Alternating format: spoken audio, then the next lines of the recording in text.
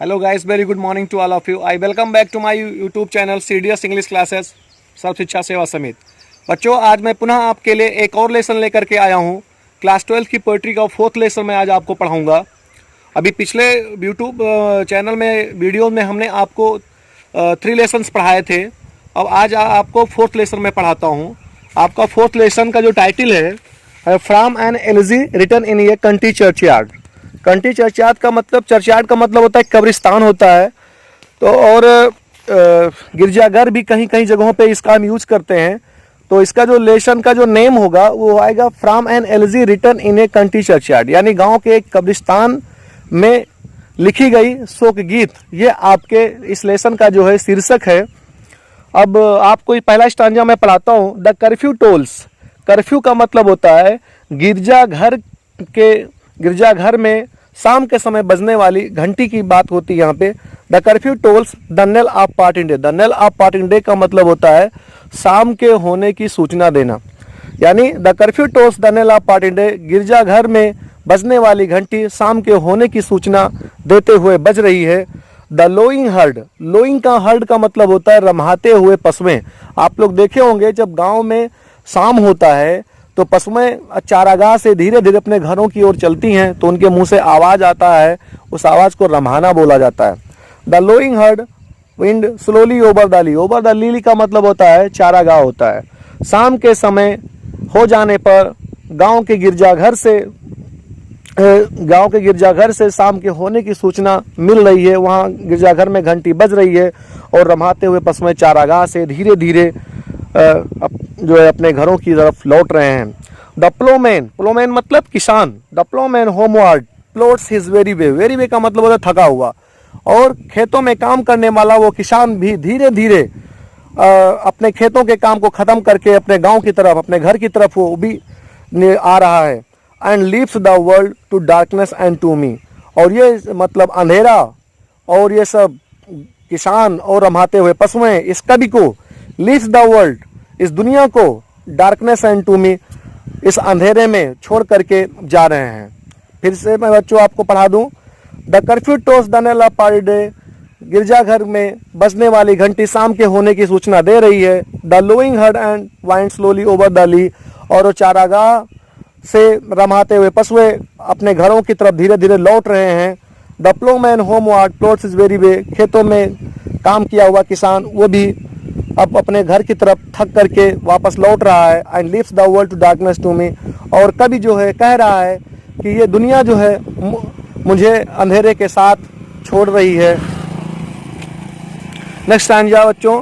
Beneath those rugged elms. Elm का मतलब होता है एक इला वृक्ष होता है। That you trees said. You tree एक होती है सदाबहार वृक्ष होती है। बीनीथ दोज रग्ड इल्म दैट यू ट्री सेड मतलब इला वृक्ष के नीचे और सदाबहार वृक्ष की छांव में। Where heaps. हीप्स का मतलब होता है ऊंचा एक भाग को हीप्स बोला जाता है, ढेर को। Where heaps the turf in many moulding heap. उन पेड़ों की छांव में ऐसे बहुत से छोटे छोटे कब्र बने हुए हैं। उस कब्र पे अब मिट्टियों का ढेर लग गया है। Each in his narrow cell for ever laid. और उन कब्र में, सकरे कब्र में जो है लेटे हुए हैं the rude forefathers of the hamlet से। हेमलेट एक गांव का नाम है। उस हेमलेट गांव के पूर्वज लोग उस कब्र के दीवालों के बीच में सदा के लिए सोए हुए हैं।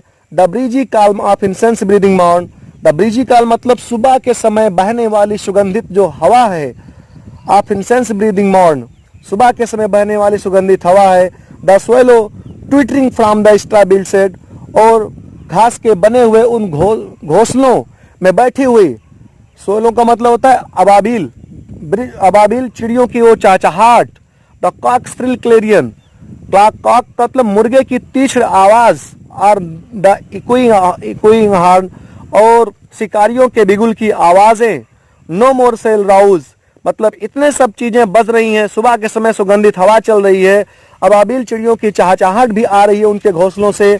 मुर्गे की तीक्ष्ण आवाज भी हो रही है और शिकारी अपने बिगुल को भी बजा रहे हैं। लेकिन फिर भी no more shall rouse them from their lowly bed lowly bed. लेकिन इन पूर्वजों को के उस शांत बिस्तर से उन्हें कोई नहीं उठा सकता, कोई नहीं जगा सकता, चाहे अबाबिल चिड़िया की आवाज़ हो, चाहे शिकारियों के बिगुल की आवाज़ हो, चाहे मुर्गे की तिच आवाज़ हो, वो इन सब का कोई भी उन पूर्वजों पे प्रभाव नहीं पड़ा है, क्योंकि वो कब्रिस्तान में जो है सदा के लिए लेटे हुए हैं।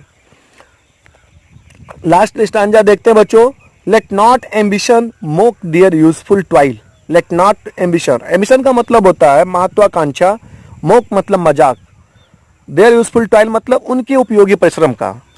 बच्चों हमें अपने गांव घर के जो पूर्वज हैं, उन पूर्वजों का जो सामान्य छोटी सी खुशियां हैं या उनके महत्वाकांक्षाएं हैं, उन महत्वाकांक्षाओं का हमें मजाक कभी नहीं उड़ाना चाहिए। देयर होमली जॉयस, वो गरीब होते हैं, उनकी भी अपनी लेकिन अस्तर की अपनी उनकी घरेलू खुशियां होती हैं। एंड डेस्टिनी ऑब्सक्योर, उनका भी अपना भाग्य दुर्भाग्य होता है। इन सब का हमें कभी भी मजाक नहीं उड़ाना चाहिए, क्योंकि nor grandeur hear with disdainful smile that short and simple annals of the poor, nor grandeur hear, हम चाहे कितने भी बड़े जो है कुल में जन्म क्यों ना लिए हों, हमें डिसडेनफुल स्माइल, हमें कुटिलता भरी मुस्कान के साथ हमें उनका मजाक नहीं उड़ाना चाहिए, हमें उनकी छोटी छोटी खुशियों का मजाक नहीं उड़ाना चाहिए।